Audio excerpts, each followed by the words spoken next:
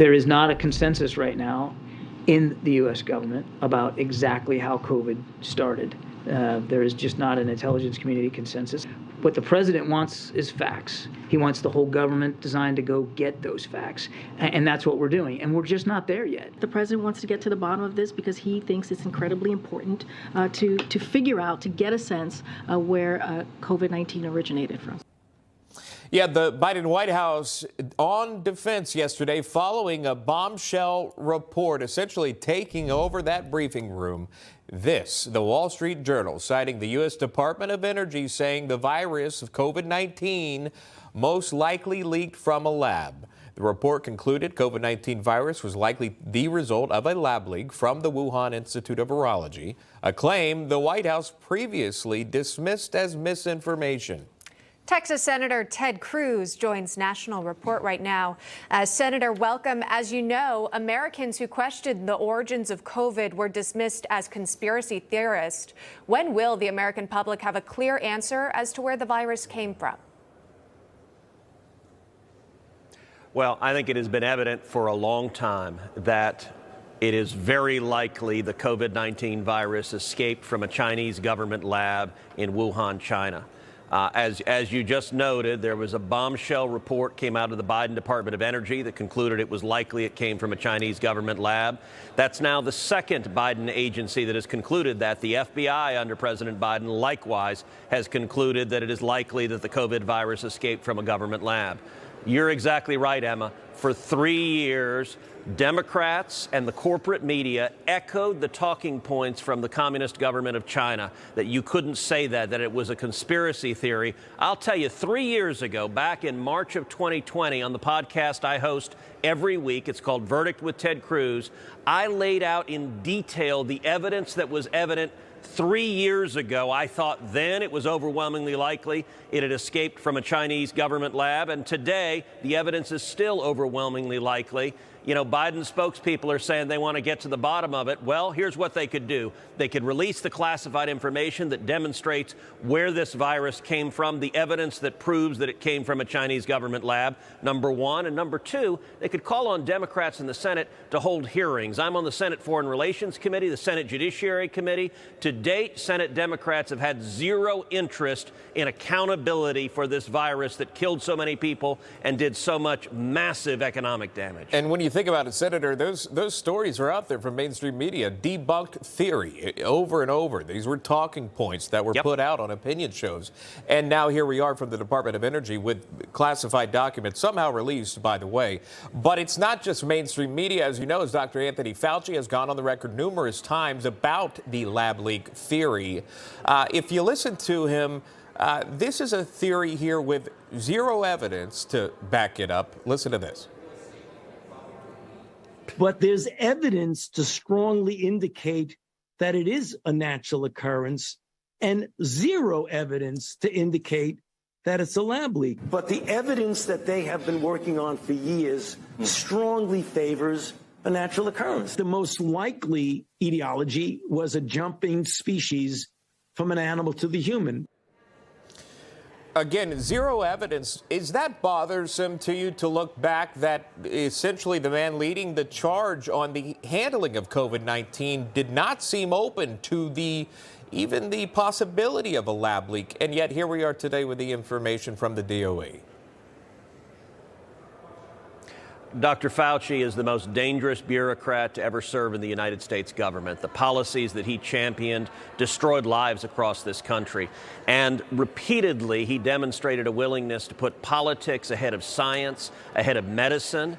And the result is it profoundly eroded the trust that millions of Americans have in our scientific and medical community, particularly in the government. That is dangerous going forward for the next health crisis we have.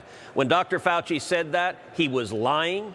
He was deliberately lying. We also know that Dr. Fauci, in writing, emailed Mark Zuckerberg at Facebook and asked big tech to suppress people online from making the argument that this came from a Chinese government lab. They didn't want those true facts out there. And by the way, big tech was more than happy to comply. I'll also note that Fauci, I believe, lied to Congress and should be prosecuted for it because he testified in Congress that the federal government was not funding gain-of-function research where you take a virus, you make it more dangerous, more lethal. The National Institutes of Health have publicly acknowledged the federal government was funding gain-of-function research, and I think there is a real possibility. It is not as likely that it escaped from a government lab, but I think it is more likely than not that it was in fact altered and created in a government lab. It may have been naturally occurring and escaped from a Chinese government lab, or alternatively, and I think this is the more likely explanation, it was a naturally occurring virus that they modified, that they used gain-of-function research to make it more transmissible, to make it more deadly, and then it escaped from the lab and killed millions across the globe. And if that's true, by the way, China bears direct responsibility. We ought to be holding China accountable. And let me give you 3 pieces of evidence that were public a long time ago. Number one, the Wuhan Institute for Virology, where they study not only coronaviruses, but coronaviruses derived from bats, bats that don't occur near Wuhan, China. The closest bats are over 900 miles away in China. That Wuhan Institute for Virology is just a few hundred yards from the Wuhan wet market where the first big outbreak occurred. That's fact number one. Fact number two, we now know that in November of 2019, before the pandemic, 3 separate researchers at the Wuhan Institute for Virology checked themselves in and were hospitalized with serious health ailments. That might well have been the first outbreak of COVID-19.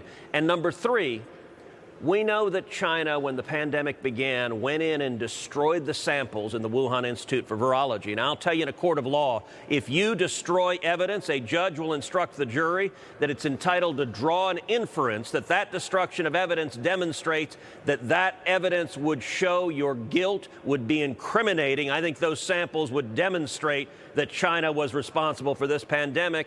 And to date, both Democrats and the corporate media have been more than happy to parrot the talking points from the Chinese Communist Party rather than hold China accountable.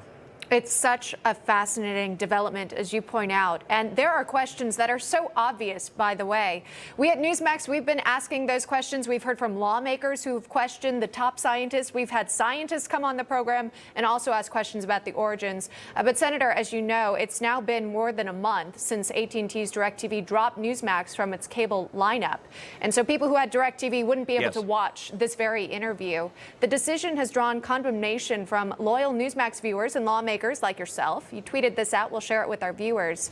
As ranking member of the Senate Commerce Committee, I'm demanding answers from DirecTV and AT&T on why Newsmax was censored and taken off the airways. Senator, can you provide an update for us? Any action on the Senate Commerce Committee so far?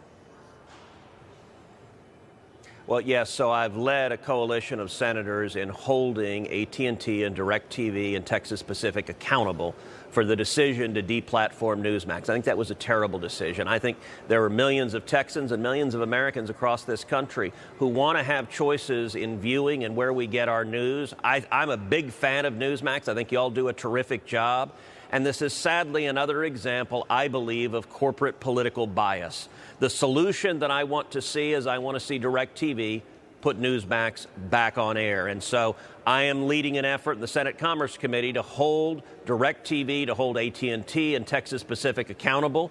They have responded to our demand for specific questions about the decision. I'll tell you, their response so far has been patently insufficient. They failed to answer many of the questions that we're asking. So we're going to continue pressing, and I hope pressing until we get them to change this decision, because it's wrong and it's denying Americans of the ability to choose where you get your news, where you get your information. We appreciate what you do for us, for the viewers as well. I know this is very bothersome for many out there as this continues. That's Texas Senator Ted Cruz joining us live there from the Capitol. Senator, good to see you. Thank you.